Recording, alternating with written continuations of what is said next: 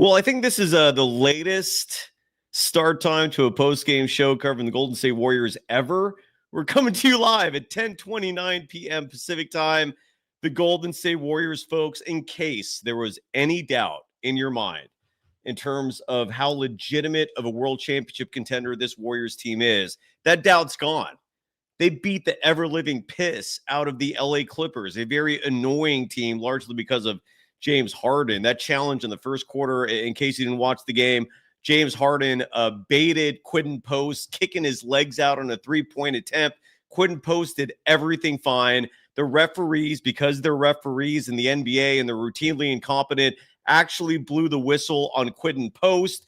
James Harden arrogantly, smugly doing the challenge signal with his finger, saying, "I dare you, challenge that." And Steve Kerr was livid. Steve Kerr did challenge it. The Warriors won that challenge. And I feel like that moment was kind of like a foreshadowing of things to come. Again, with the exception of the second quarter, and we'll talk about it in a little bit, this was utter and pure domination by your Golden State Warriors.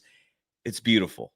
If you love the Warriors, you're a happy person right now. I'm guessing. I'm sure life's tribulations are, affecting each and every one of you. But this is what the escape is all about. This is why we love sports, especially when your team is still in a dynasty. We're over 10 years now and counting for your Golden Dynasty. Still going strong, friends. The youngsters stepped up. GP2 was GP2. Brandon Podziemski looks like he's finally settled down after an early season slump. Quinten Post could say the exact same thing about him. He started tonight and performed beautifully. Let's break it down. The chat's blowing up. I hope we're feeling good. I'm feeling good. Hope you're feeling good, even though it's super late for the live show. If you're watching the recording, it means absolutely nothing. Let's break it down. Your Golden State Warriors are now 4-1. This is the Golden Days, brought to you by FanDuel, the official sportsbook of Golden Days and the Believe Network. Let's go. I think I'm going to make a longer open. That's just a little too short.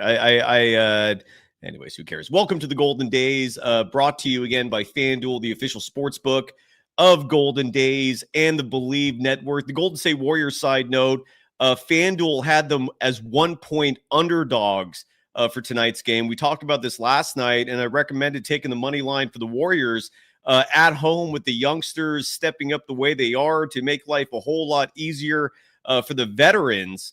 At least I felt good about it, and I hope you listened to me and made some money. And that's what FanDuel can do for you. The Warriors next play Thursday. I'm looking at the lines right now, and I don't see Warriors and Bucks. That is on the agenda for Thursday night.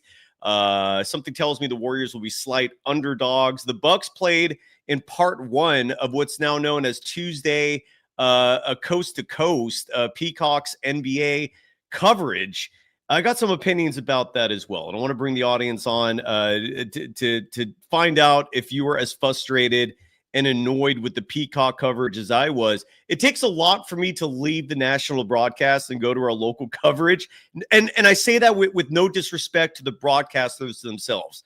Bob Fitzgerald and I go way back, and I know he has his critics. I've heard people call him a homer. But I don't mind. I personally don't mind Fitz that much. And I think Kelowna Azubuike has stepped in for Jim Barnett quite nicely. But they are homers. And I like the national broadcast largely because you're getting this fresh perspective. You're hearing about the Warriors from how the national media feels about them. I like hearing that side of things. Not tonight. Peacock was a disaster. And we'll talk about that in just a moment. But who is not a disaster, again, is your Golden State Warriors, who were victorious tonight. The final score, 98-79. The Golden State Warriors holding the Clippers under 80 points in a game that, again, with the exception of the second quarter was ugly. The Warriors scored, I think, just 13 points in that second quarter. Yes, my numbers are correct there. But then they came back in the third quarter and did what they typically do in the peak of their powers in the middle of this dynasty, and that is third quarter domination. Typically, in championship years, and we've broken these numbers down before. I don't have them in front of me tonight, but in every year that the Warriors won the championship, they've led the NBA in third quarter net rating, meaning they'd come out of that tunnel, whatever the adjustment was at halftime, and there isn't a lot of time for Steve Kerr to really like change things up drastically. For the most part, players are in and out, but they are talking, and there is time to reflect. And again, in their heyday, the Golden State Warriors in these third quarters would just annihilate the opposition. And it was a beautiful thing to watch, especially if you love Golden State Warriors basketball. And then the years where they're, you're not feeling so great about them, those third quarter numbers correlate. You don't see the dominance. They're dominating. Third quarters for the Golden State Warriors are once again, they once again belong to the Bay Area. They belong to Golden State. And tonight was no exception. The Warriors were outscored in the second quarter 24-13, and then they come back and outscore the Clippers in the third quarter 32-14. And that's just a sign of the evening as a whole. It was awesome. It was absolutely fantastic. And we'll break it down in terms of the details. Got some notes, got a lot of box scores. I have no clue yet who our FanDuel player of the game is, or who should be that individual. I'm leaning toward Jimmy Butler the third. Maybe you folks think Quinten Post should be our player of the game. In fact, why don't I leave it to the audience? And for everyone there who's saying they're here, thank you so much, including X416X Music. Welcome to the Golden Days, a very late version of the program, again, because a tip-off didn't take place tonight until 8:15. Super late. It wasn't right. I was expecting the game to start like right at 8.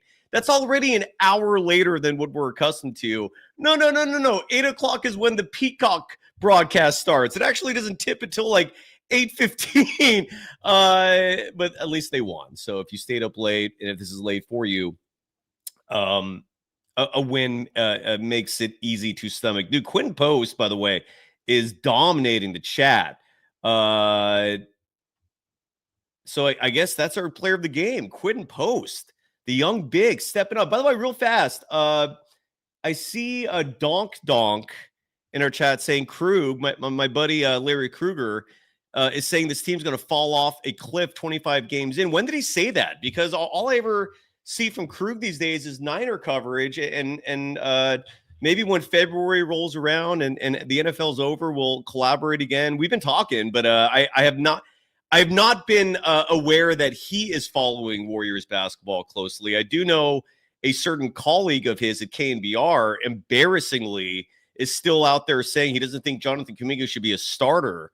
And this guy's getting paid for his Warriors analysis. It's embarrassing that the so-called sports leader does not have a leader in analytical and otherwise voices for their basketball coverage. But when did Larry say that? I mean, did he say it on KNBR? Did he say it?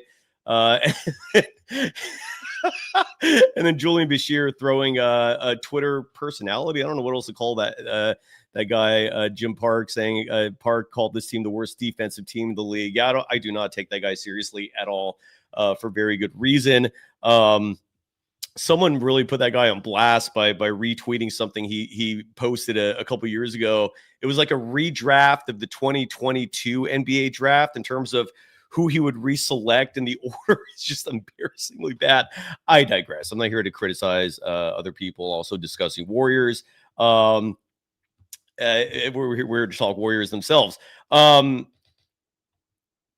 121, by the way, saying, come up real quick. Who's writing that Kruger's always been a Kuminga hater? He has not. In case you forgot, last year, Larry Kruger came out publicly and even tweeted this. And again, most of the time he's just talking Niners, saying that he would lambast Joe Lacob if he traded Kuminga for Kevin Durant.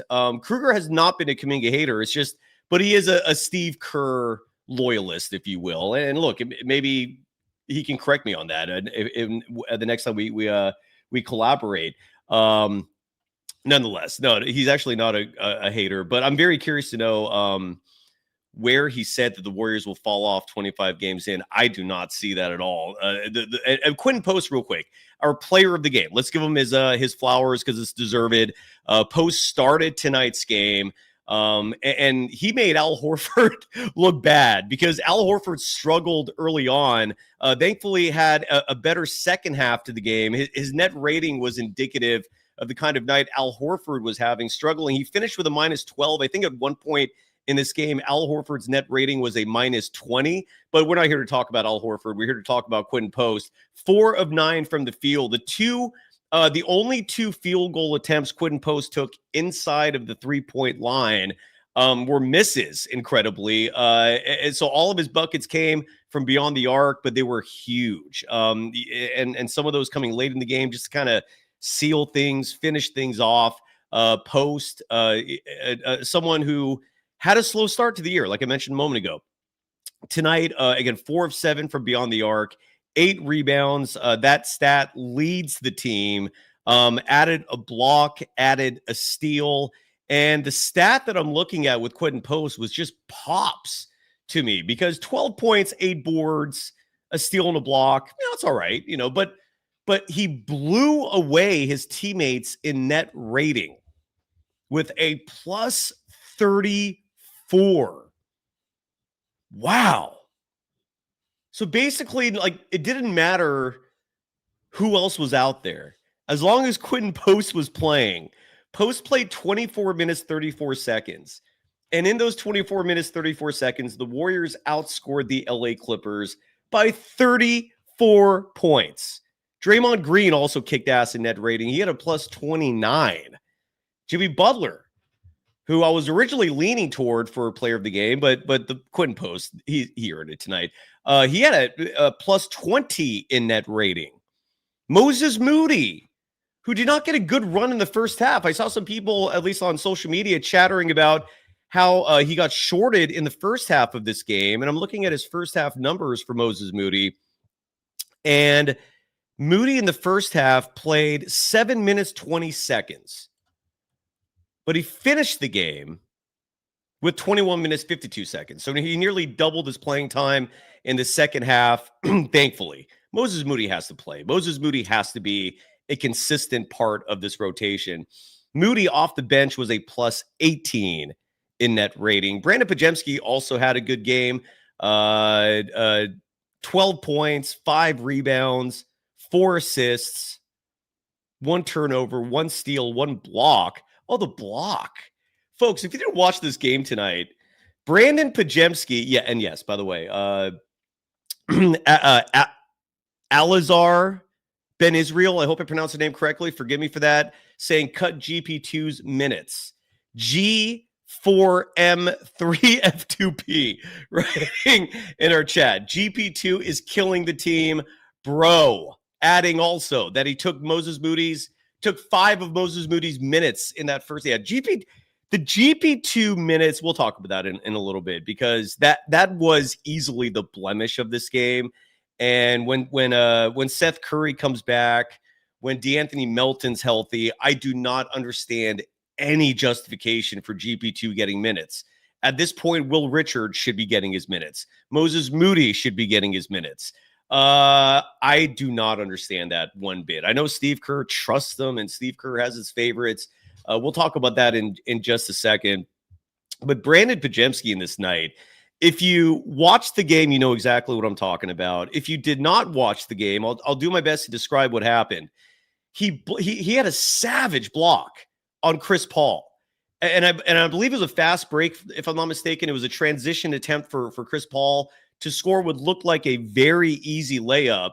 And then here comes Brandon Podziemski soaring in the air. Yeah, you heard me right.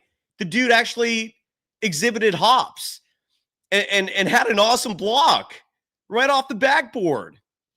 But then the funny part of this is the very next possession. Brandon Podziemski has the ball for a fast break. He's all alone on the Warriors side of the court, like by himself. He had plenty of time for a build-up. He's like running. like almost any other player in this game, you would have seen a monster dunk. You might even see some style points added to it. Brandon Podziemski, I think thought about the dunk, and he went up for a second, and you almost saw him thinking in midair, going, I can't dunk this. And he thankfully laid it up and did not embarrass himself, but it was this close. If you were watching, you know exactly what I'm talking about. If you're a hoops junkie, I think you read that play exactly how I saw it, at least. It was an individual who nearly, like, from his perspective, was going to be a highlight reel for all the wrong reasons. He thankfully just kind of dropped the ball in there instead. Can Podziemski dunk? I'm trying to the best of my recollection, I don't remember Brandon Podziemski ever dunking the ball. And there's at least one person who has a memory of that. And Noid PH, thank you, saying, yeah, you saw that as well. I don't know. Who cares, right? I'm not sitting here judging an NBA player in terms of whether or not he can dunk the ball, but it was comedy. And I do like my comedy as well. Young West is saying, yes, he can. Keith Main also saying, yes, he can. G4M adding Potts can dunk just like Buddy. And great description there, because the Buddy Hield dunk is very ubiquitous to him. It's one of a kind, and it's usually like two-handed. So that's a great description right there. So he dunks in Buddy Hield style. Buddy Hield, side note, I forgot to bring him up last night. He is in the midst of a nasty shooting slump.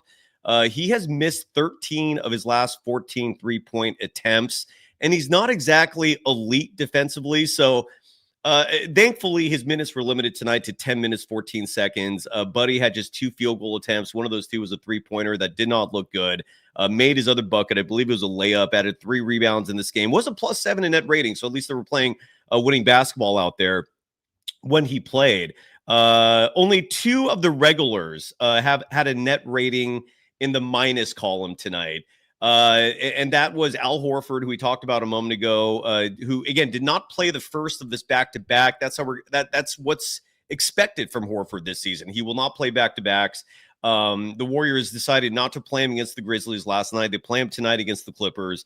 And I don't know if it was rust. I don't know if it was just human nature, but he struggled out the gate. Again, at one point he was part of that second quarter disaster where again, the Warriors were outscored 24-13. The Warriors had 13 offensive points in the second quarter. That's bad. Thankfully, you look at the box score in the other quarters, read 33 in the first, 32 in the third, 20 in the fourth. So Al Horford finishes total with a -12. He did make up for that with some good play. He only had 1 bucket. I wish he was hitting some of his threes. He had a couple of great looks, including at least 1 from the corner, if I can recall. He was 0 of 3, however, from deep, 1 of 5 from the game total from the field. Did have 4 rebounds in this game. Did have a steal in this game. A whopping 2 points for Al Horford. But you know what? Who gives an F? They won, right? And then the other player that had just a disastrous box score, oh my God, GP2 came this close. And if you're listening to the podcast, my fingers are up to my camera right now. I'm holding them like a millimeter apart. That represents how close GP2 came to a Tony Snell night. If you don't understand what that reference means, Tony Snell infamously had a game where he scored no points, had no rebounds, had no assists. It was just zeros across the board. Just contributed nothing. A fat ass nothing burger, just zeros, donuts. GP2. Oh, real quick. Hold on. Noid PH saying, oh, it's Dino. Oh, good to see you, man. So GP2 in this game tonight. Thankfully, to avoid that Tony Snell stat line, did have 1 block. He had 1 block. Zeros in every other category. Did not have a turnover, at least, but he did have some ugly defensive plays. And when GP2 cannot play defense, that is my criticism. Why is he out there? He sure as shit is not out there for his ball handling skills. He's not out there for his shooting. his specialty's defense, and James Harden was cooking this guy alive. So the GP 2 minutes. I mean, I think it's safe to say that's the blemish of this evening, but it's a small blemish. I mean, look, the Warriors beat. This was, I believe, the Warriors snapping tonight a 7-game losing streak to the Clippers, dating back to last year at the end of the season. In case you folks forgot, in the game that infamously involved the DMP for Jonathan Kuminga, a game that the Warriors needed to avoid the play-in, and they lost to the LA Clippers. The Clippers have had their number. So this was a big-ass win for Golden State tonight. This definitely symbolizes a lot of good things that this team is doing.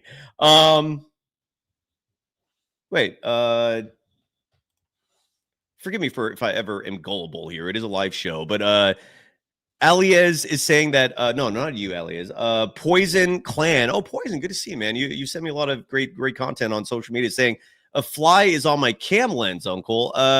Where? I think my vision is good. Are you fooling with me? Oh, is it because I did the hand thing? Anyway, so the Golden State Warriors again victorious again, and again, this was a big one. This was a huge win. I'm going to call it huge because the Clippers are a good team.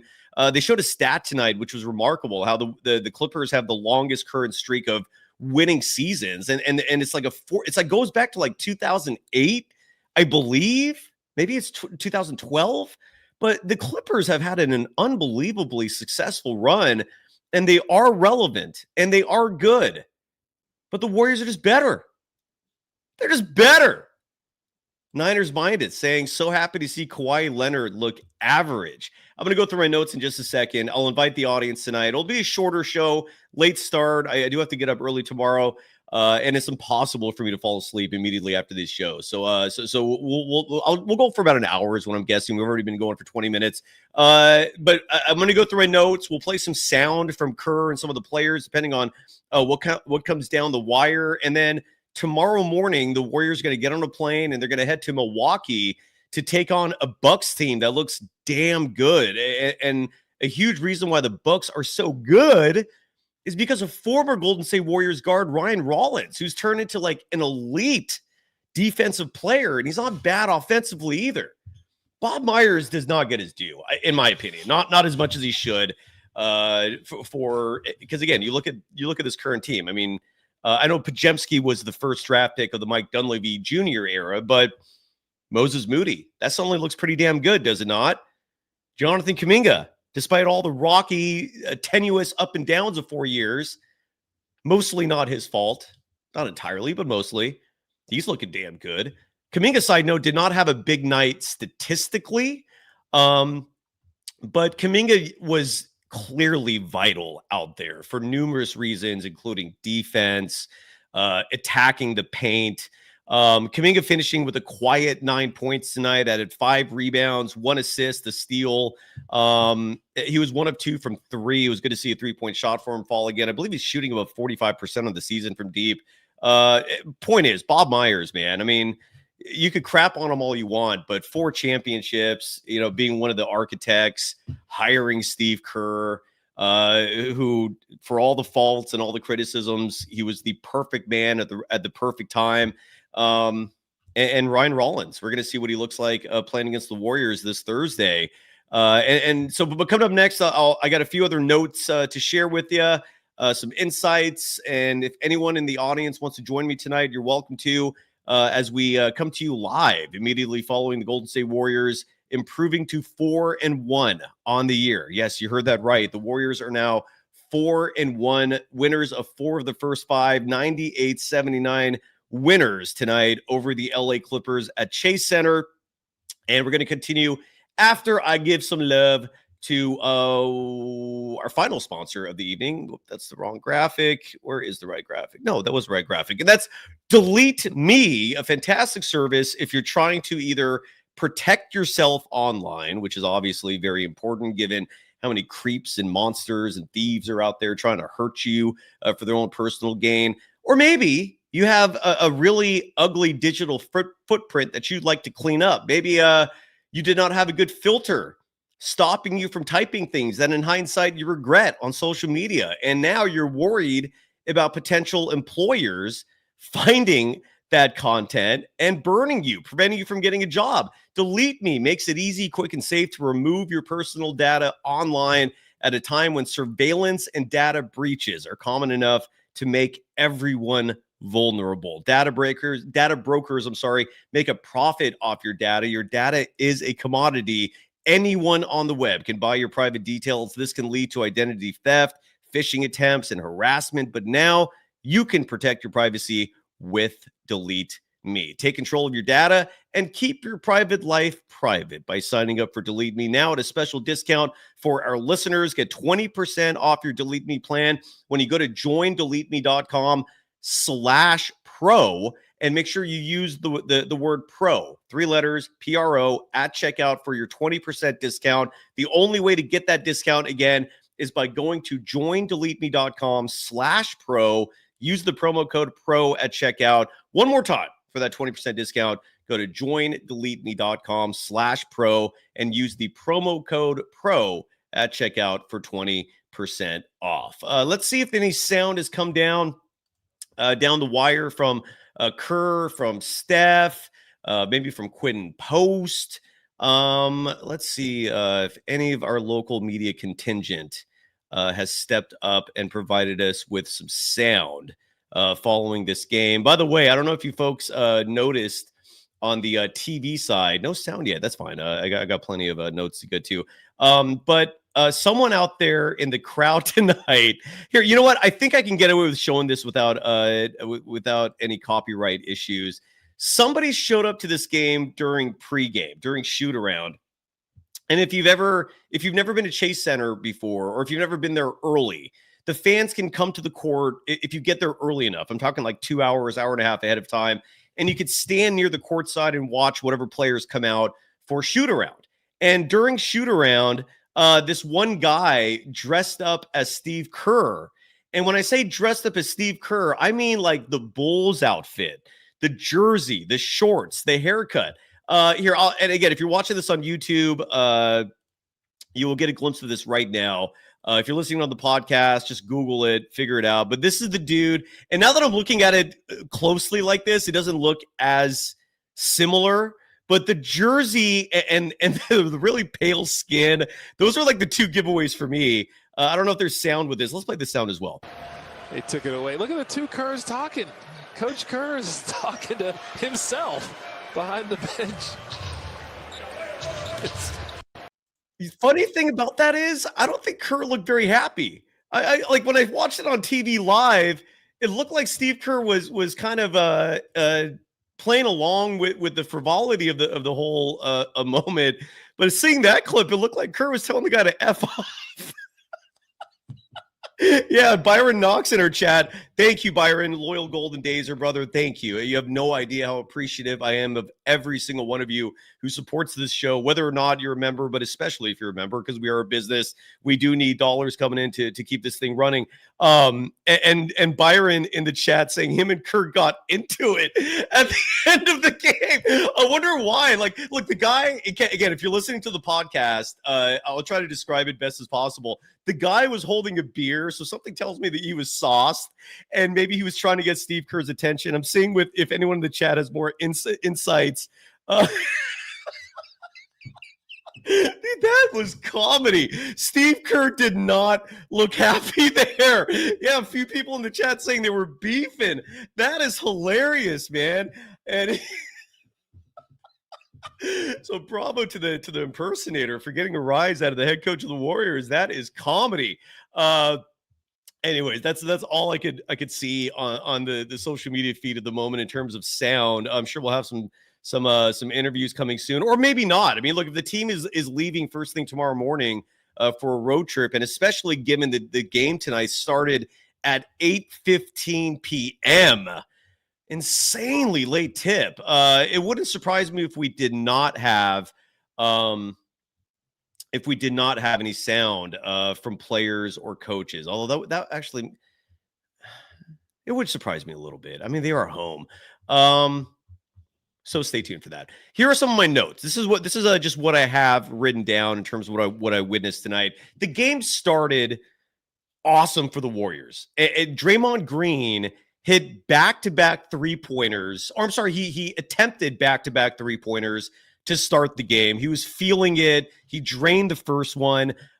Usually, not always, but usually when Draymond Green is hoisting threes like that, and especially if they're going in, you've got good things coming.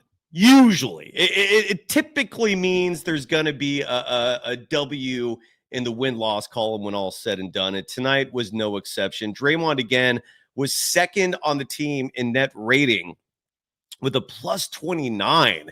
And the reason why that did not lead the team, again, is because Quinten Post, our FanDuel player of the game tonight, had a plus 34.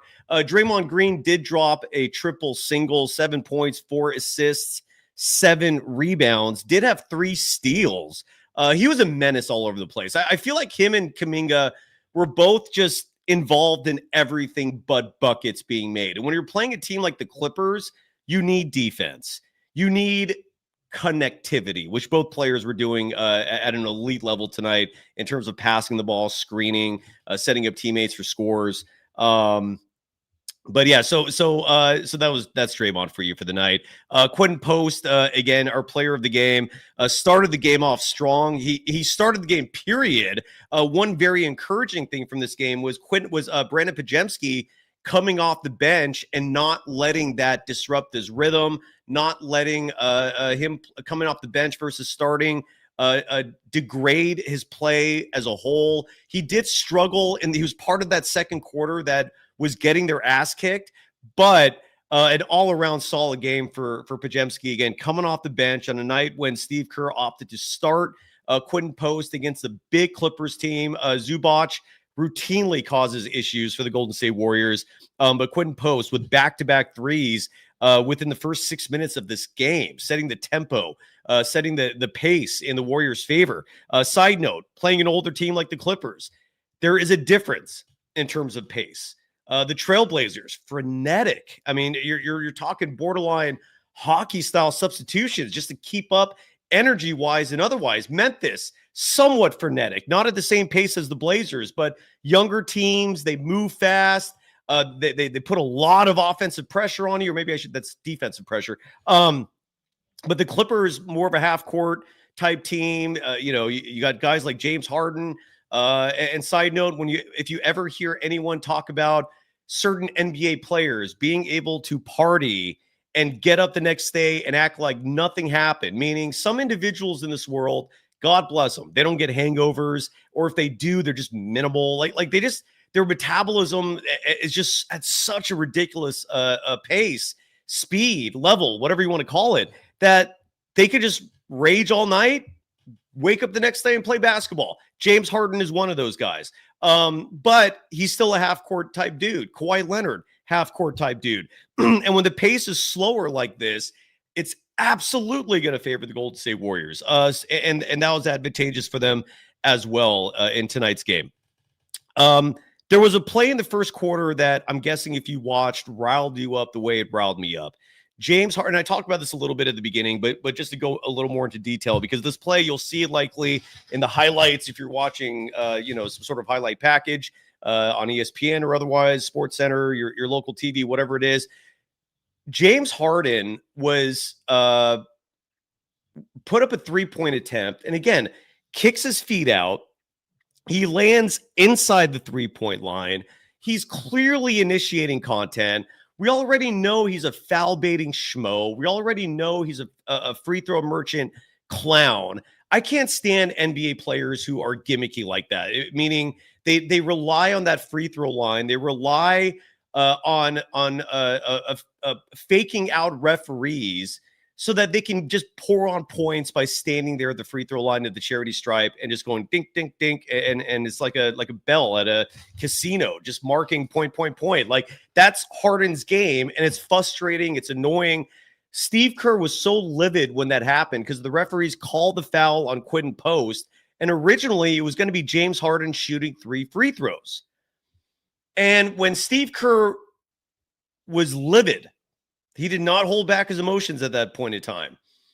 You saw James Harden do this circle gesture with his finger. That circle gesture is basically mocking the other team, complaining about the foul call, saying, challenge it. I dare you. Steve Kerr did, and they won the challenge. And if you felt gratified like I did, kudos. That felt damn good. That was a relief. And James Harden did not get away with that BS gimmick of trying to bait players into getting free throws. And this was all in the first quarter. This was like 5 or 6 minutes in, and the Warriors thankfully kept their challenge, had another one for later in the game. Brandon Podziemski, despite having a good game overall, there was one possession, and I'm so grateful that he did not let this set the tempo for him for the entirety of this game. Again, he did not let a slow start affect him over the 48 minutes. And there was a play where he just let LA Clippers guard, forward, whatever, he's a wing, Chris Dunn, who's actually, in my opinion, a very good basketball player. He just sagged back and let Chris Dunn put up a wide open three. You don't do that ever in the NBA. Like those days of letting players shoot threes because what are the odds he's going to make it? Like those days ended years ago. And Brandon Podziemski pulled that act. He thankfully made up for it. And again, I will give this kid credit when it's deserved. And tonight it was deserved. 2 straight games of solid play from Brandon Podziemski. That block on Chris Paul was wild. I mean, there's going to be a lot of highlights that came out of this one. And Brandon Podziemski one more time for the night. Or maybe I didn't, maybe not one more time. Maybe I didn't read his box score to you.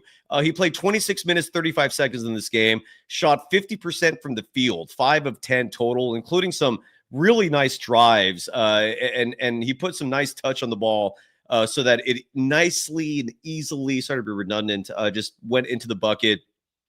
Finished, again, 5 of 10 from the field, 2 of 6 from deep, 33% you live with. You're not hurting your team doing that because 33% from 3 equals 50% from 2. That's just basic math. Podziemski added 5 rebounds, 4 assists in this game, added a block, added a steal, was a plus 10 in net rating, and finished the game with 12 points on top of that. So Podziemski, keep up the great work, and kudos for not letting coming off the bench phase you. And that's it for my notes, because I also was going to add Buddy Hield struggles, but I already talked about that. And I can't wait for Seth Curry to come back. And again, November 11th is reportedly the date for when Seth could be re-signed by the Warriors, where he can fit just under the second apron of the salary cap, coast to coast with a paid chat, dropping $4.99, saying, I want all the Steve Kerr butt kissers saying that Kuminga and Jimmy Butler won't work. You're basically calling out all the Steve Kerr butt kissers, and there were a lot of them. I even called out Ron Kroichek of the San Francisco Chronicle, who I don't have a personal beef with any of these people, but my point has always been very clear. If you're voluntarily entering the media game, no one is forcing anybody to become a media professional. You're doing it by choice. And part of what comes with being a media professional is scrutiny. You are literally a public figure.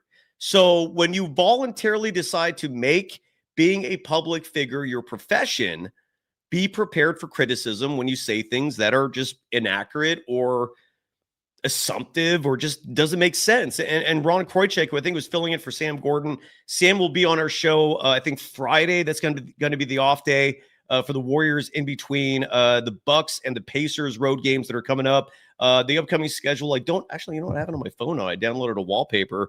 So the upcoming schedule, again, the Warriors will play the Milwaukee Bucks this Thursday, and then they play the Indiana Pacers Saturday. And so I think Sam Gordon's going to join us on Friday. Shea Serrano will join the show Thursday. And Mark Jones, TBT, he's traveling with the Sacramento Kings. We're trying to make that work. He'll be on the show soon regardless. Side note, by the way, while I'm plugging guests, Jonathan Kuminga's agent, Aaron Turner, will be back on the show next week. And this is something I did not know until we actually started getting to know each other this summer. He's a hoops junkie.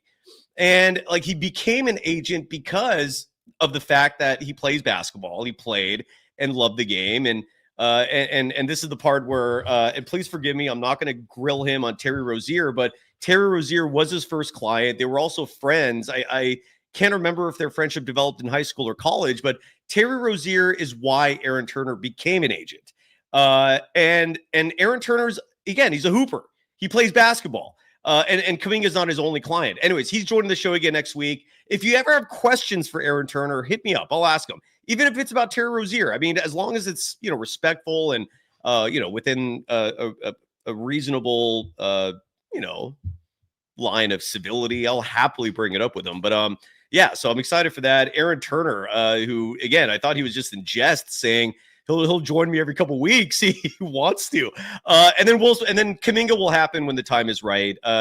That will happen, side note. It's just a matter of when a good time is. Part of it is I want to figure out a good time where I can get like 30 minutes of his time and not 5 or 10. But rest assured, Kuminga is a friend of the program, which is a really crazy thing to say. And Aaron Turner's agent will be joining us next week. But coast to coast, bringing up, at least on the Twitter side of things, I don't see this level of vitriol on threads. And I'm not on Blue Sky, forgive me. So I have no idea if people are if there's high engagement numbers there, if people are talking a lot of basketball on Blue Sky. But on Twitter, there is like a civil war of sorts, and I'm being metaphorical, I'm slightly hyperbolic, but there are just a lot of people who agree with the sentiments I've shared for years now, which is that Steve Kerr just has mismanaged his young players, and more specifically, Kuminga, Moses Moody. And they're, look, I mean, in 2025, on October 28th, the folks who agreed with me, you're right. And again, this is why I call this show the highest IQ of all programs covering the Warriors, because we're not going to sit here filling you with bullshit. We're not going to sit here just saying clickbaity crap. I'm not going to sit here and just echo talking points from the head coach. We're independent. We think independently. And we actually have basketball experience here. My opinions are filtered with a lot of former NBA players. And I don't just spew utter crap. Point is, Coast to Coast is saying that he wants all the Steve Kerr butt kissers to basically be. I don't know what your goal is exactly. Do you just want them to kiss Kuminga's butt now? Is that your goal, Coast to Coast? You don't have to follow up with more money if you don't want to, but if you don't mind following this chat up with a specific, which is, what do you exactly want those schmoes to do? Do you just want an apology? Do you just want them to do what most people sadly can't seem to do in this world, which is admit they're wrong? I guess I wouldn't mind that either. But nonetheless, Coast to Coast, thank you for the donation, and saying that everyone who hated on the idea of Kuminga and Jimmy Butler playing together were dead wrong. Just have no clue what the hell they're talking about, man. It's embarrassing is what it is, in my opinion. And Coast to Coast adding that folks need to start kissing Kuminga's ass now, because Steve Kerr, by the way, why don't we play this soundbite? This was courtesy of Anthony Slater, and this was before the game, because Steve Kerr was asked about Jonathan Kuminga's role as a starter and whether or not it was going to be like a game-by-game thing, whether or not he's safely entrenched as the starter. And Steve Kerr's answer was awesome. So let's hear from that again. When we play sound clips on this show from local media like Slater, like 95.7 The Game, Sam Gordon, they're using their cell phone audio. So turn the levels up where however you're watching or listening to this so you can hear what Steve Kerr has to say. And this was Kerr before tonight's game talking about who to expect, or what to expect, regarding Kuminga's role as a starter. And I actually have not listened to this yet. I only read the caption, but I'm guessing the answer is something that if you respect Kuminga's talents and you think he's a damn good basketball player, I think you're going to love the answer to this. Here is Warriors head coach Steve Kerr, again, before tonight's game.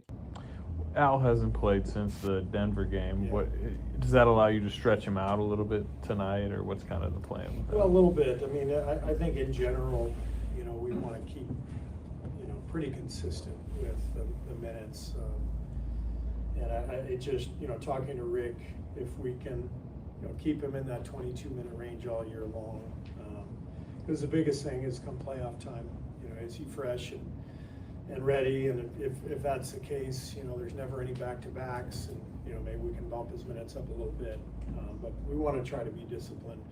I think in the Denver game he got up to 28 or something. But it's going to happen in those games where he's closing, and so there's not like a hard and fast number on this, but we just want to be consistent with the approach. Steve Zubov says. Oh wait, maybe Cal that's not the hasn't played soundbite. since the Denver game. Hold on a second here. Does that allow you? Maybe that was not it. Did I play the wrong one? I did play the wrong one. Please forgive me for that. Here is the right one. All of that was insightful as well, pertaining to Al Horford's role. So here is the clip I wanted to play. Forgive me again. My apologies. Here is Steve Kerr basically saying that Jonathan Kuminga is an entrenched starter on this team. Things can change, but is he a starting player? Yes. Yeah.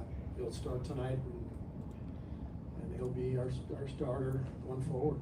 He's been fantastic, and last night we put him on Ja.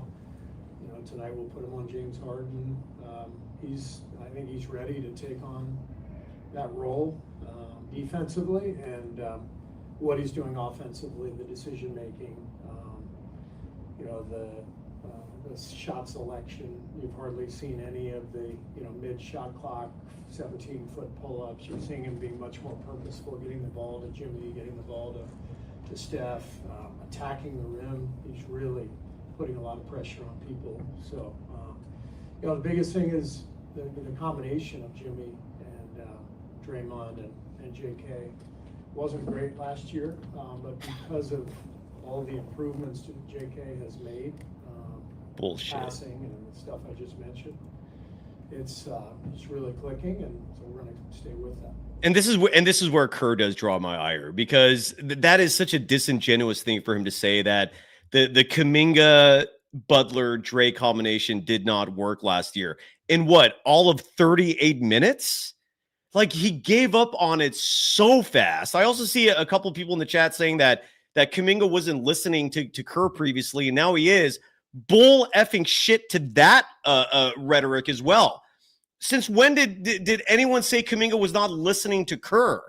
There were possessions where Kuminga decided to actually attack instead of just stand in the corner. And if Steve Kerr is so petty and so thin-skinned that he'd rather hurt his team just to send a message instead of letting a young player play through mistakes and figure himself out there, agree to disagree that you think Steve Kerr did the right thing. And I think these last 3 years, the results, which have been constant disappointment, is all the evidence I need to believe that I'm right. Sorry if you don't agree with that, but that's utter nonsense. And again, Kuminga, Dre, and Jimmy Butler last year, 38 minutes is not a huge sample size. But again, we're the only show that broke down those 38 minutes. Of those 38, 23 had Stephen Curry in it, right? And in those 38 minutes, those three were a minus 26. But when you add Steph to the mix, it went from minus 26 to minus 11. And then when you added Podziemski as your fifth player, as one example, they were suddenly a plus 2. But Podziemski with those 4, I think that 5-unit group played like 5 minutes together last year. So that bothers me, because that is just not genuine. That's not honest. You cannot sit here and tell me with a straight face that something did not work when you barely try it out. Anyways, I digress. But that's a little frustrating to hear that. Good news is Kuminga is now a starter. And again, Kuminga is largely playing more because he's listening to his coach in terms of doing what Kerr wants. And it's great to see it working out. It really is. But at the same time, like, for example, that Portland game, I do wish Kuminga was a little less selfless and attack more, because he's an elite scorer. He can be. And there's going to come a time in Kuminga's career where the leash will be off, whether that's still with Steve Kerr as the head coach. Maybe someone else will be the head coach at that point. But when that leash is off, oh boy, that's what I'm very excited to see in the future. Not for this year, because for this year, the entire goal is a championship. Yeah, let's invite some people on the show now. I think I saw Kenneth in the chat say, bring us on. All right, so the link is there if you want to join the show. One last thing before I bring the audience on. Going back to the coverage of the game tonight, more specifically Peacock. For all the goodwill that was achieved with the NBC season opener last week, Peacock just completely blew that positivity out the door, neutralized it. It was terrible tonight. I don't know if you tried to watch the game. Never mind the fact that whoever that play-by-play broadcaster was, I've never seen him in my life. He looked like someone who just had a facelift. He looked like someone who was trying to make himself look 40 when he's 80. And I've never heard of him. I wasn't impressed with the play-by-play. That was my first impression. Grant Hill's fine. He was a color commentator. You also had literally the most privileged human being on the planet still insanely finding work in the NBA, even though he has zero basketball background. The dude is a former actor. He just apparently has a damn good agent constantly connecting him with gigs in the NBA. And he also has a roommate from Stanford who ended up being the GM of the Atlanta Hawks, and that kept his career alive in basketball.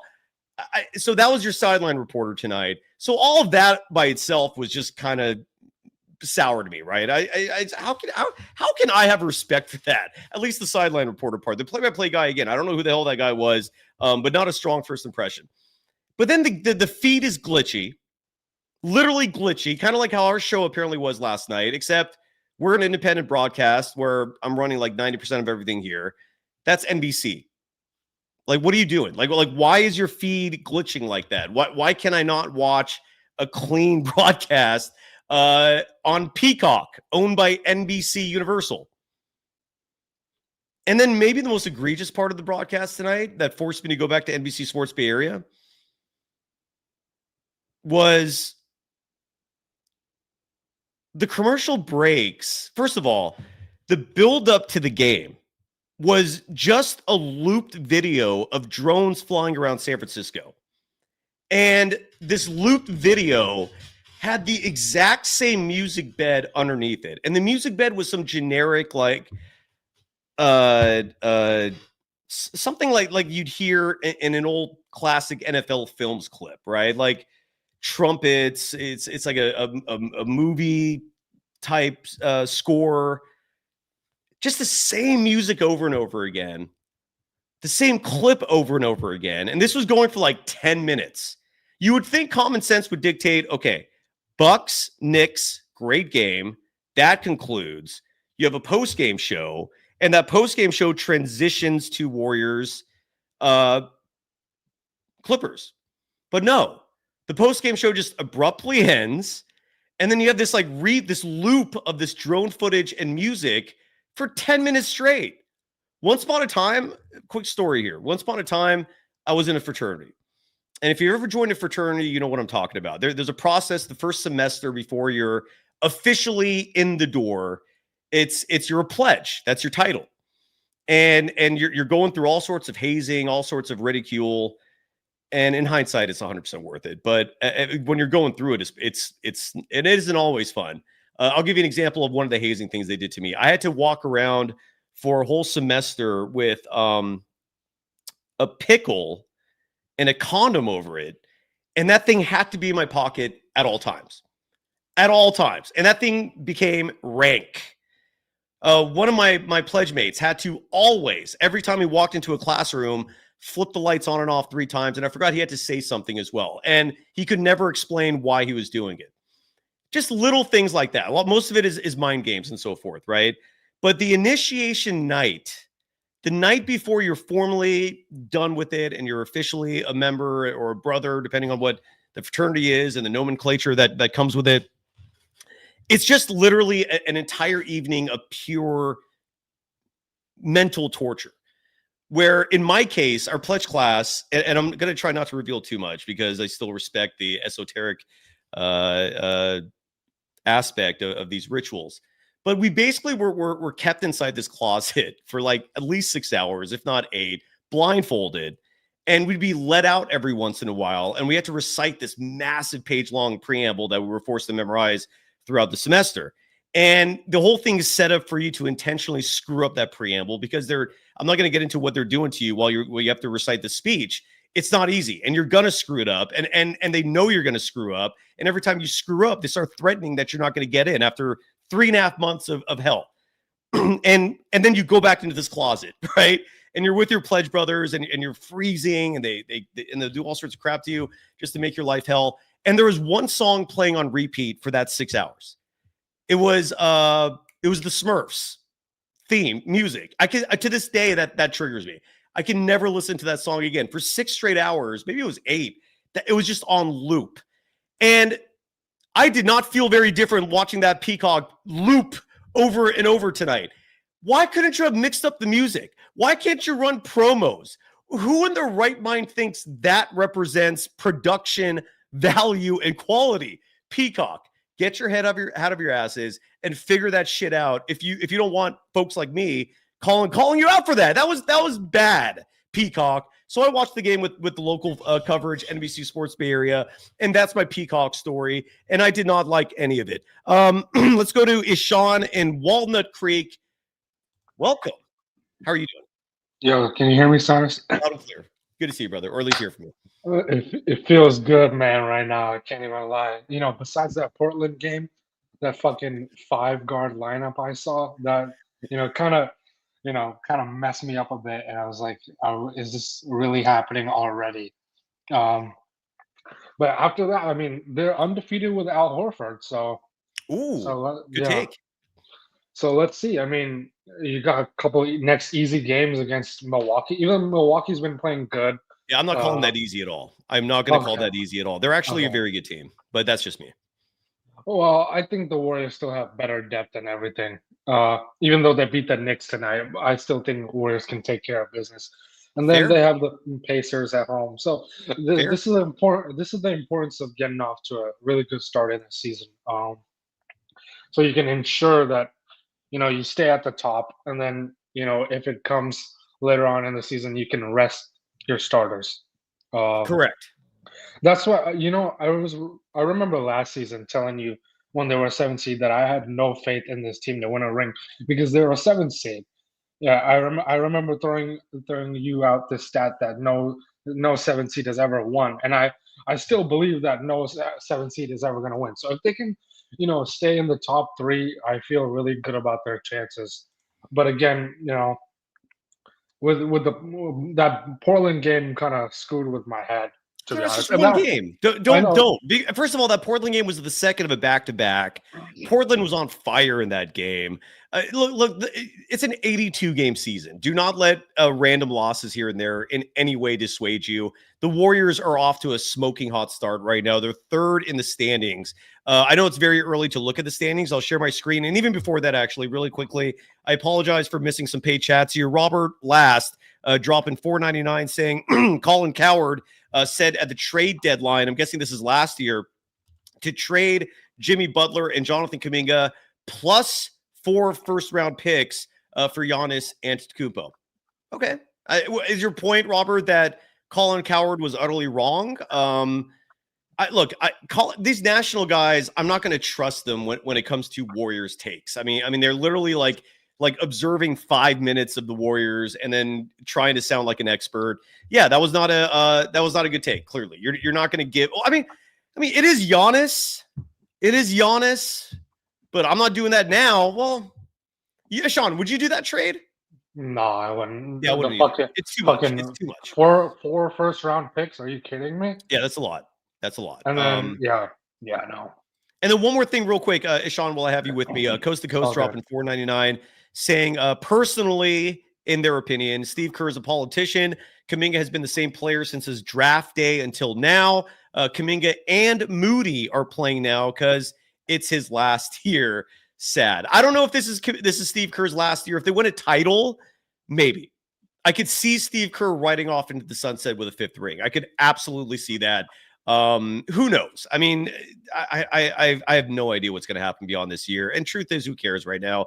Let's focus on the present, and the present is very nice. Ishan, I'm going to share my screen, and then Kenneth, you're going to come on next, and I think we'll wrap it up after that. We'll keep the audience participation mellow for this evening. But these are your standings right now in the Western Conference. It is insane that the OKC Thunder are undefeated at 5-0. The reigning world champions are out of the gates on fire. The San Antonio Spurs are a damn good team as well. They're undefeated. And then right behind them, the Golden State Warriors, 4-1. Sean, I will say this, and I'll say this with a lot of confidence. The Warriors are night and day from last year to this year. It's not just Jimmy Butler. It's the fact that they can rely on nights when the veterans look old, and they kind of did look old in that Portland game. They can rely on the youngsters to at least keep it competitive. And that alone is going to buy you 5 to 10 wins this year. I think the Warriors will finish out like in the playoffs, top 6. Their goal is top 3. They've said this as well publicly, that they're aiming to replicate the start in 2021-22 when they went 18-2 to start the season. And look, man, they're 4-1. They're on the right track. Yeah, I mean, I feel like the Spurs are going to cool off at some point. You know, every team that gets off to a, you know, every unexpected team, I guess you could say, that gets off to such a good start will cool off at some point. Not every, like at least some teams. And then I've said this before, I think, but like there's been a different champion every year for the last 7 seasons. So, I mean, I think OKC can still go back to back, but they could. Yeah, I don't think that's a hot take either. By the way, Julian Bashir saying top 6. Come on, Cy. Julian, are you saying that you don't think the Warriors will finish top 6? No, and if that's the case, why? I mean, who in the West is better than them, really? I mean, look, the Spurs have Wemby, but the Spurs don't have the Warriors' depth. That's going to be a hell of a game when those two meet up. The Warriors beat the Thunder 2 out of 3 times last year, and the one game they lost, Steph did not play, Kuminga was on fire, and they barely lost that game at the very end. The Warriors match up perfectly with the OKC Thunder. They don't scare me at all, and that might sound crazy to a lot of you, but so much of the NBA comes down to matchups, comes down to who's guarding who, when, how, so forth, and the Warriors match up with the Thunder beautifully. I'm not worried about that. San Antonio, I have a little fear in my heart, largely because Wemby is just this freak of nature who is spent a summer with Hakeem Olajuwon. I mean, Jesus Christ, dude, you see it already. Like, you're seeing the payoff. Like, and Wemby's not even putting up threes. For the folks out there who think you need 3-pointers raining to win in this game, no, you don't, man. It's nice to have, but even Wemby is realizing that not shooting threes results in higher percentage shots, more efficiency, and the Spurs do scare me a little bit. But look, man, the Warriors already beat the Nuggets. I really like the Warriors, man. I think this is their year. I think they're going to win the whole goddamn thing as long as they stay healthy, Sean. That's what I think. It's way too early to tell, but the only team I'm scared of is Denver. That's it. No one in the East is that scary to me because the team that the Warriors already beat. Okay, but I still think Denver has the better team, personally. But like, no one on the East scares me. I think New York is set to be the best team in the East, even though they lost tonight. They look like they have the best roster on the East, even though fucking Philly is 4-0. They're not gonna stay on that track, I don't think. I know this is a random question that has nothing to do with the Warriors, but J-Rock in the chat's asking, why do I respect the esoteric aspect of the fraternity? I don't really. I'm someone who likes to honor their commitments. And when you go through it, one of the key commitments you're making is keeping what you experience with these other individuals to yourself. Like I already revealed way more than I probably should have with that little speech right there, but there's no good reason for it otherwise. When I did the whole fraternity thing, I was 17 years old. My entire freshman year in college, I was 17, which in hindsight might have even been illegal. But for me, it was just the friendships and the fun. It was the social aspect of it. That was just, I like my friendships to this day are because of that. Like, I had no idea about the politics of it and how many people move on and vote a certain direction. And I'm not making things political. I'm not even saying that side's wrong all the time, but I'm just saying, don't let that in any way make you feel like that's who I am as a person. My affiliation with a fraternity nearly 30 years ago. It was a fun time, and I just wanted to share an experience I had with it. And keep in mind, this was up in Humboldt State. So the fraternity scene in Humboldt is a little different than a school like, let's say, I don't know, like Ohio State or LSU or something like that. And thank you, Peter, for not judging me. Because there are a lot of ugly stereotypes about fraternities, sororities, and a lot of them rightfully so, man. I mean, look, there's a long track record of very ugly behavior from these institutions. But I like to judge cases individually. Anyways, Sean, any final thoughts before I bring Kenneth on the show? I'm surprised they didn't make you eat the pickle in the condom. Thank God. Yes. Good point. Also, yeah.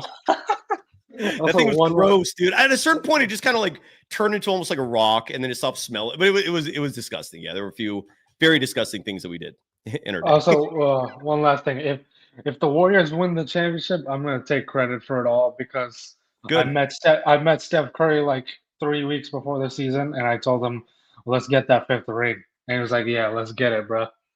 Sounds good. I'm gonna look. If the Warriors win a 5th championship this year, my Steve Kerr commitment, I will hold that. I'm gonna get a Steve Kerr tattoo. Will you do something similar if the Warriors win? Like, will you get a Stephen Curry tattoo? I feel like is a really good homage that you could give to Steph if they pull it off this year. Is that something you'll do with me? I don't think so. But I'll join your party. You promised a party for all of us. Well, that too. Hell yeah, dude. Yeah. Hell yes, we're having a party. Damn right. It's going to be a hell of a summer if this actually comes to fruition, and I hope it does. Sean, how's the Dub C treating you before I let you go? All good. I mean, I met Steph Curry here in the Dub C, but there you go. Other than that, it's nothing too special. All right, brother. Have a great night, Sean. It was great to hear from you. You too. Beautiful. Coming to us live from the Dub C, aka Walnut Creek. Let's bring Kenneth on the show. I think he was just on with us last night, right? Twice in 2 days. On camera now, man. Yeah, there you go. Yeah, you're revealing yourself a little more. So last night, I felt like you wanted to talk about the media, and that was just. And that's why I called in tonight. I thought of you actually about that. Because last week, you're right, man. NBC killed it, but Peacock to me was a dud. What was your reaction to that? Man, yeah, okay, let me get. There's 2 parts to that answer. First part, I was after I got off work, I totally forgot because I was just slammed and stressed, from the work shit that was going on at work. So, and what do you do if you don't mind me asking? You don't have to say the company. I'm just curious, like, how do you make? I dispatch for a tow company. Respect. Yeah, that's a gritty job, isn't it? Like you're dealing with a lot of shit, are you not? Yeah, it can be tough sometimes, but it can be cool too. But anyways, go ahead. Sorry, I mean, no. I'm trying to put it in a way to like because I don't know if you've ever had your car towed. Okay, I've had my car towed, and I've always, and not always, but like there's times where I've had. No, there was one time I had my car towed, and it was like unjustifiable. I guess it was from within my own apartment complex, from my own spot, but because I didn't have a registration sticker or whatever, but they knew it was my car, the management, and they called the tow company and had it towed anyway, and I had to pay like hundreds of dollars to get it out. Dick move, man. That is such messed up. I'm sorry, but the company that I work for does not do that. Like we're very legit. We don't play around like that. So good. Anyways, yeah. I'm thankful too. But but what you said in the beginning is true though. Like it can be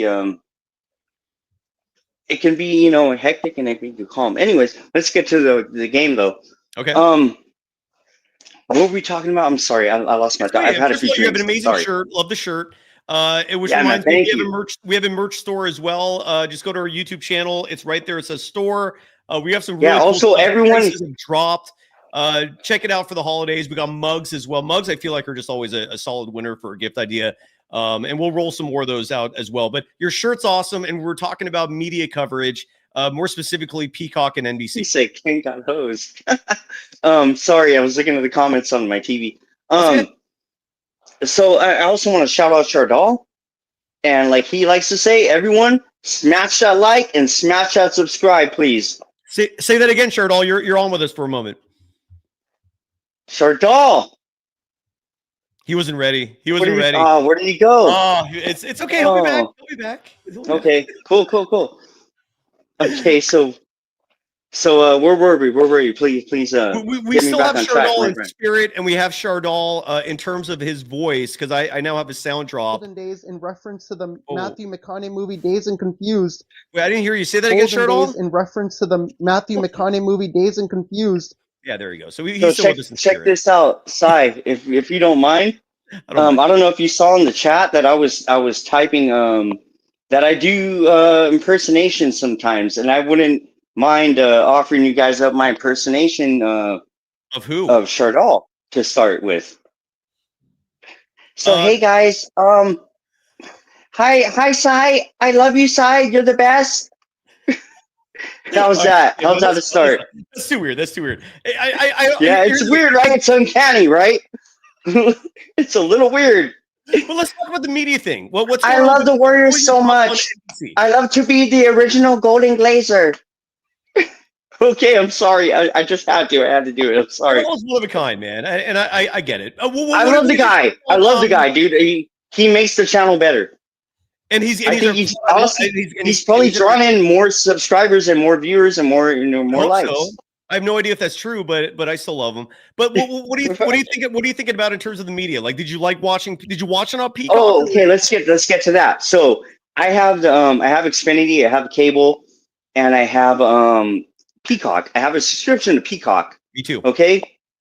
So check this out. I'm watching it on Xfinity, and I found that like if you have a streaming service and you're able to stream a live event, it's usually clearer than the video transmission coming through cable, like, to your house. Like, seriously, like you get 1080p literally. And if you watch through the TV service, the little box, under your TV, it comes in blocky and all that, like pixely. So, I tried to go to Peacock because I didn't like what I was seeing. It's starting to get garbled. And I go to Peacock, and it wasn't, usually will pop up if it's live, right? A live event. And I click on it. It wasn't there, actually. I'm sorry. I had to go. I clicked the button on my microphone, and the microphone button on my remote. And I said Warriors on Peacock. And it comes up and it says a little button there, highlighted in yellow. It says, click to upgrade to watch. Are you fucking kidding me? I'm sorry about the cussing, but are you fucking kidding me? Because we already pay for premium, and I got to upgrade even more. What is it, Premium Plus or Premium Plus Plus? Oh, you mean upgrade in terms of cost? Like you have to pay on Peacock. Yes, but on I went through Peacock that too, because I was paying the $7.99 a month, and then that's what we got right now. You have to pay $10.99 a month to get. Yeah, you have to go at least to $10.99. But what? No, because the first game they didn't do that to us. So it's kind of like the first game I watched it on Peacock. I didn't see that. I was able to watch it. Yeah. The first NBA on NBC game. And that's when I called you. I think the last game, and I was like, "What? I want to get your thoughts on that." So man. That's and it pissed me off because it felt like the drug dealer. They said the drug dealer says they give you the drugs for free the first time. Here you go. Here's a taste. No. The next time you come back, no. This time it's $20. It's $40. Like that's dirty, man. You got hooked, and now you have to pay more. Yeah, that's like DraftKings. Hey, you spend $5, we'll give you $50 in bonus if you win or something. Like, come on, man. And let's not even get into all that. Charardall, what are your gambling. We brought Charardall back. Charardall, what are your thoughts on Peacock? Did you watch it tonight? Charardall. Hey, what's up, my dude? What's up, my man? What's up, my guy? How you doing, man? Great to see you. Good. How you doing? So, Hey, Sai, ask you a question again, please. Sai, I'm sorry, I forgot.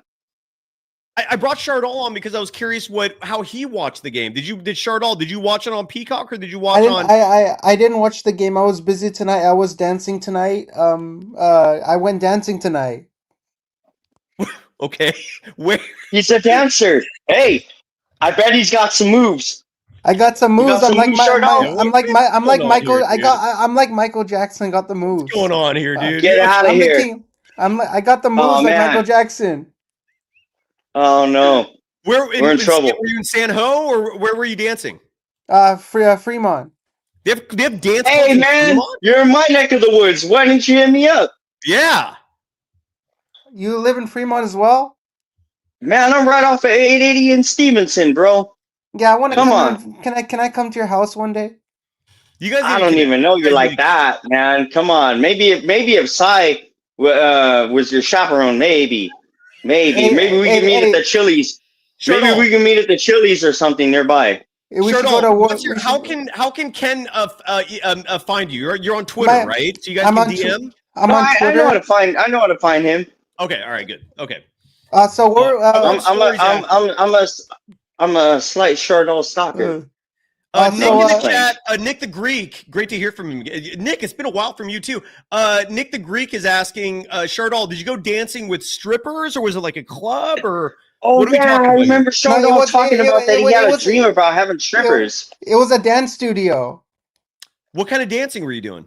Like salsa, bachata, merengue, Latin dances. With a girlfriend or with who? With instructors at the studio. I know, but what like usually when guys do that, it's because they have like a girlfriend or wife, and they're doing something like they that. They have a reason to do it. What's your reason for learning salsa? Just because? Yeah. I want to attract girls, so I want to learn how to do Latin dances so I can attract girls. So when I go to the club, it's not an awful idea. Classic Charardall. Classic Charardall. But when I go to the club, I want to learn out of these dances so I can go and ask a girl, so I don't feel like I'm nervous to ask a Ken, I follow along. Look, they make movies like this, right? Like, wasn't a long? Yeah, but I mean, like Charardall is like it's like I'm reading a fairy tale or something. It's like he's not real. Legendary. Like the things that he talks about and the things that he does. I'm real. I know, but like I'm not seeing it. I'm not talking bad about you. No, you think I'm a troll. You think I'm a troll. No. I'm not saying you're a troll. It's just like you're like fantastical. Like you're not real. Like you're a unicorn or something, man. Like what the hell? How do I get your life? Like I want to go to a dance studio. Charardall, I will say this about you, which I love. And let me know if I'm mistaken here. Charardall, are you a stay-at-home son? I'm a stay-at-home son. I graduated from college already. I envy you. Bravo for that. I mean, how many people can pull that off, right? Where they just I really want Charardall's life now. Not that many people. Not that many people can pull that off. No, so if dude, I can pull that off, you're like Zach Galifianakis in The Hangover, dude. I'm a stay-at-home son. I'm one of a kind, man. I mean, in life, you want to be one of a kind type of person, right? You do things that other people don't do, man. Sorry. Other people don't do that. Other people do that. Is that good to be one of a kind? Is that good to be one of? No complaints. Like when you're one of a kind, like you can do things that other people don't even have the balls to even do. Charardall, we all just have one pass at this, and you're making the most out of it. I respect that ever-living shit out of you. So, bravo. Hey, thank you. Of course. Ken, any final thoughts? I want to get to the scoreboard and get out of here. It's late. Thank you. Do your thing, man. I know you got to go. We all got to get up early. I got to be up early too, man. So go ahead. Have a great night. Ken, great to see you, brother. Sorry to cut you off there. Charardall, are you ready to do a scoreboard? I'm ready. Let's get the show on the road, man. All right, brother. Let me get the music queued up. So I want to say, hi, Cy. I'm a big fan of your YouTube channel. I love all your content videos. Thank you, on the platform as the Golden State Warriors take down the LA Clippers 98-79 from Chase Center in San Francisco, California, and the big three consisting of Draymond Green, Stephen Curry, and Jimmy Butler combined for 47 points in the win. What were your thoughts on the win before we go to the scoreboard? It was beautiful. I hate the Clippers. So I think they lost 7 in a row entering tonight. So they got over the hump, man. It was beautiful. I love when Kenneth comes on the show. There you go. You two have some chemistry. Hey. Are you ready to recap the rest of the NBA? Kenneth and I can become big best friends one day because I love when he comes on the show, and him and I have such a great chemistry, and we like talking Warriors basketball. And you two live close to each other, so make it happen, man. Grab some beers together, have some fun. I didn't realize that Kenneth lives close by my area in Fremont. Charardall, I used to live in Fremont when I was a child. What neighborhood in Fremont do you live in? I live by Mission San Jose. By Mission Boulevard and Paso Padre, and it's a nice neighborhood. Yeah, I live by there. Yeah, that's a good stuff. I went to Wybell Elementary School. Do you know where that is, right? That's right by the where the Warm Springs BART station is. It's right there in that area. Yeah, You know it's the kinda Warm close, Springs yeah. BART station? It's over there in that area. Yeah, it's kind of close to there. Yeah, I played. How long did you live? How long did you live in Fremont for before you? Do you still live in Fremont to this No, day? my parents split up, and then but it was like 5 years. It was like 5 years I was there. I That's- played basketball. My basketball origins were in Fremont. I played for Santa Paula CYO. I played for Grimmer Elementary's basketball team, Wybell's basketball team. And then I moved to Newark, and then There's a YouTube channel that you should subscribe to. It's called Bruce 2 Films. It's about this content creator who makes real life experiences, shitty life experiences about what goes on in his life. It's a very funny. If you like to listen to somebody drawing stick figures and showing how their life is going, you should watch it. Charardall, what are your thoughts on the Philadelphia 76ers, who are now 4-0 on the year? They defeated your Washington Wizards 139-134 tonight in overtime. Hold on, Charardall. Tyrese Maxey, 39 points, 10 assists in the win. Alex Sarr, 31 points, 11 rebounds in the loss. The Sixers, again, now 4-0. The Wizards dropped to 1-3. What are your thoughts on Philly maybe being legit? So my friend made a parlay today. He made his own parlay, and he predicted that Tyrese Maxey would get 4 more threes, and he only got 3 threes, and he should have gotten 1 more 3, and he would have completed his parlay, but he didn't get 1 more 3, and my friend was pissed off. He said, "How does Tyrese? I predicted that he would get 4 more 3s." And he ended the game with 3 threes, and he just needed one 3, and he would have gone all his. He would have gotten his money, $36. That's a shame. And Stephen Curry also, and I also predicted Stephen Curry would get 24 more than 24.5 points in this game. He got 19. So I didn't win that as well. So I lost money on this. You know what I bet on this game for Steph? I bet the combo of points, assists, and rebounds, and I won that one barely. Steph, real quick, Charardall, I haven't even mentioned Steph's numbers tonight. It was another quiet night for him. 19 points on 2 of 8 shooting from deep. So he has not really taken off yet. So this year's a 3-point shooter. It's okay. It's a slow start. If you like sports betting. If you like sports betting, so you should download the app Dabble. It's just like Prize Picks. It's basically the same like Prize Picks. You pick over under. You pick 5 players over under. You pick do that more than these are more or less, and you put in like the minimum. You can put as much money as you want as a deposit. You could put $5, you could put $1, you could put $10, $20, as much as you want. And if all your prizes, we'll lose your money. If all of your picks hit, then you win that much money. And, so it's actually really nice. I love the bet. I have to mention FanDuel every time we talk about sports gambling, the official sponsor. But my parents are a little bit weary about. But my parents are a little bit cautious about me betting because they don't want me to lose money. I don't. It's like gambling. Charardall, it's like online gambling. What do you think about the Miami Heat? They were 144-117 winners tonight. Jaime Jaquez, hot start to the year for him. 28 points. LaMelo Ball, 20 points, 8 rebounds, 9 assists in the loss. But what really sticks out from this game, the Hornets dropped to 2-2. Miami 3-1 to start the year. Heat culture is on fire. I know you love Andrew Wiggins, right? He had a good game tonight. 21 points. 2 assists, 2 rebounds for Wiggins. I mean, when you look at the Miami Heat, they're such a good organization. I mean, they know how to play well. Yes, the Heat pass the ball around to all the teammates, get everybody involved. That's why I like basketball. It's a team sport. You need to get everybody involved in basketball. Everybody needs to get a shot. Yes, sir. And I like that about basketball. That's why I watch basketball. Why would I watch basketball if it's not a team sport? 2 more games to mention. The Warriors' next opponent, the Milwaukee Bucks, won tonight 121-111 at home over the New York Knicks. Giannis Antetokounmpo, who the Warriors will have to deal with on Thursday. 37 points, 8 rebounds, 7 assists. The Knicks dropped to 2-2. Milwaukee is now 3-1. So Jalen Brunson, 36 in the loss. Yeah, sorry, go ahead. There's a YouTube channel called Awful Coaching. It's this random YouTuber. It's funny. Who gets fired up and then he called Doc Rivers a human piece of shit. He literally called Doc Rivers a human piece of shit.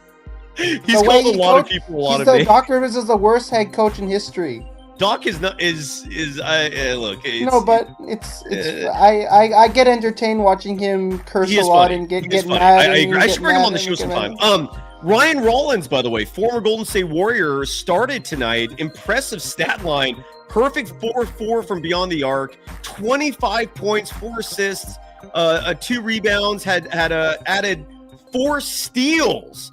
And Ryan Rollins might be Defensive Player of the Year, Charardall. How crazy is that? So in my parlay, I predicted that Giannis Antetokounmpo would have more than 35.5 points in this game, and he got 37 points in the game. So I actually won that, but I lost $5 because two parlays did not end up being right. The Curry one did not go right, and the SGA one didn't go right as well. So I actually lost, and I predicted Macklin Celebrini, the Sharks, score more than 0.5 goals, and he didn't have a goal tonight. I hope you win. Last game, and then we're out of here. The Sacramento Kings, our little brothers, about 90 miles northeast of the Bay Area. They lost to the Thunder in OKC tonight, 107-101. Shai Gilgeous-Alexander, 31 points, 9 rebounds, 3 blocks in the win. Zach LaVine, 23 points. What do you think about the Kings, Charardall? I think the Kings are a good team. I think they're a good basketball team, good organization led by Doug Christie. They have Domantas Sabonis. And do you want to hear what Sabonis did tonight? What did Domantas Sabonis do tonight? Just 10 points. Did have 18 rebounds, but the starters are who got killed for sack tonight. The starters net rating: Sabonis minus 15, Russell Westbrook minus 16, Dennis Schroeder minus 10, Zach LaVine minus 15. DeMar DeRozan, the only starter not in the negative in net rating. He was an even 0. So the starters screwed the pooch. So what were your thoughts? Charardall, any final thoughts? What were your thoughts on the win tonight? It was a fantastic win. The Clippers are a good basketball team, and outside of that ugly second quarter, I think GP2 just has to get phased out because if there's one blemish on the Warriors this season, it's that guy. There's really just one blemish, and it's Jerry, and it's GP2. Yeah. The Toronto Blue Jays got the 6-2 win over the Dodgers, and now they tie the series 2-2 in the World Series in Game 4. Ooh. And then the Toronto Blue Jays need 2 more wins to win the whole damn thing, like the whole World Series championship. They need 2 more wins. Toronto Blue Jays need 2 more wins. It's a best of 7 series. It's a best of. They need 4. They need to win 4 games first.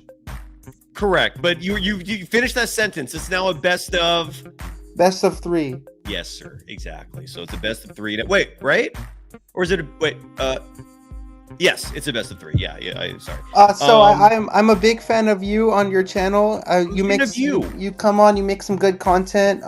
I wish you bring on some great guests. Viewers, make sure to click that like button. Smash that subscribe button, ring that notification bell for Psy and Golden Days in reference to the 1993 Matthew McConaughey movie Dazed and Confused. And also subscribe to the SGS Sports Talk channel if you like Bay Area sports. What are you up to? Niners content, Warriors content, Sharks content, and Giants content. I'm at 481 subscribers. You're getting there, buddy. I need to get to 500 by the end of 2025. I love it. I'm rooting for you, bud. I love your sense of humor. You bring the entertainment to the show. I mean, anytime you can bring as much entertainment as you bring to the show, it really makes my day. Coming on your show, and I love supporting you as much as I can every single day. And you do, and then some. Charardall, have a great night. We'll see you Thursday. Okay. I'll see you Thursday. Let's take down the Milwaukee. Let's take down the Milwaukee Bucks. I hope you have a great rest of your night. Truly, you're the greatest person on YouTube. No, I'm not. But thank you though. But that's very kind of you. And I love you so much. How can I be the greatest on YouTube when you are on YouTube? You're the king, man. I'm You're nowhere the- near your level. I should be the host, and you should be the co-host. I could be your sidekick. You should be my sidekick. Sounds good. I'll be Sure, Bat- have a great night, okay? I'll be Batman. You be Robin. Sure, I'll have a great night, Hey, brother. thanks for having me on the show, and I hope you have a great rest of your night. You truly make the show as entertaining as you can make it, and I'll come back here on Thursday. Let's take down the Bucks. Hope you have a great night, and woo! And that's the great Charardall. Thank you, everybody, for joining us. The Golden State Warriors, again, victorious tonight. A beautiful night of Warriors basketball, even with the late start, even with GP2, who can't defend anybody anymore. James Harden was just schooling him. If you can't defend, come on, buddy. Just go to the end of the bench. When Steve Kerr calls your name, just say, I'm good. Just say, I'm good. I'm good right here. It's okay. Call this Will Richard kid. He's better than me. Call Moses Moody. He's better than me. But all kidding aside, great game. Even Guy Santos, I'm glad he made an appearance. If I'm gonna nitpick a game like this, I'd say bring Guy in earlier. But Quinten Post had himself an unbelievable night, so kind of made that topic moot. And of course, Al Horford was also playing, so they had a bit of a glut at the center position. That's a good problem to have. Thank you, everybody. I don't know if we're gonna have a show tomorrow. Again, the Mark Jones will join the show soon. I nothing's confirmed yet. He might text me tomorrow morning and say, "Hey, can we do it today at this time?" And if he says that, we do it. So, but Thursday we're back with two shows. Shea Serrano, he's been covering the NBA for it's been at least 10 years. He was with the Ringer. He previously was with Grantland. I've never interviewed him. I'm excited for this. I think he's got a new book coming out, so he's doing a press tour, and I was lucky to be one of the shows selected. So Shea Serrano is going to join us Thursday, and then we'll have Warriors Bucks postgame Thursday as well. Friday, we're going to have Sam Gordon, Golden State Warriors beat reporter for the San Francisco Chronicle, joining us live. Or not, I don't know if it's going to be live, but he's going to be joining us from either Indy or Milwaukee.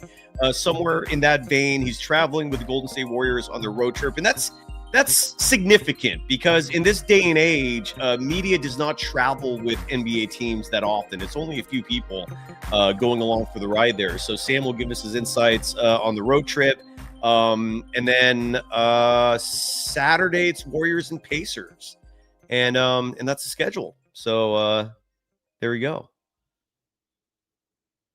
Music just stop on its own. Oh, there it is. Okay, and that's it. Hope everyone's having hope everyone's doing okay in general. I don't know if we're in a recession or not, but it feels like we're in a recession. So if you're struggling financially, just hang in there, do your best. You're not alone in your struggle. I promise you that. In this crazy world we all live in, and hope we can at least entertain you a little bit and inform you and make you laugh. With fascinating characters like Charardall as well. He's awesome. You're all awesome. Thank you, everybody. Go Dubs. Now 4-1 on the year. And back at this soon. Bye-bye.